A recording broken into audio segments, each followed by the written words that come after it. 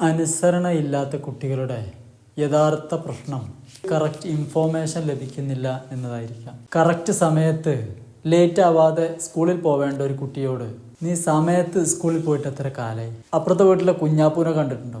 എല്ലാ ദിവസവും കറക്റ്റ് സ്കൂളിൽ പോകും, ഒരൊറ്റ ദിവസവും ബസ് മിസ്സായിട്ടില്ല.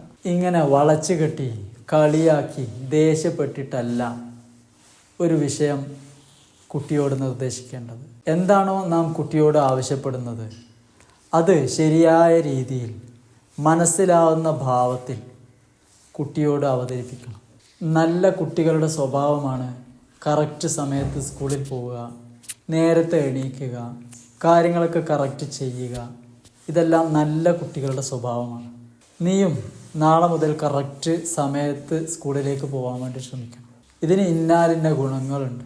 ഇതിന് ഏത് തരത്തിലുള്ള ഹെൽപ്പും മാതാപിതാക്കൾ, രക്ഷിതാക്കൾ എന്ന നിലക്ക് ഞങ്ങൾ ചെയ്യാൻ സന്നദ്ധരാണ്.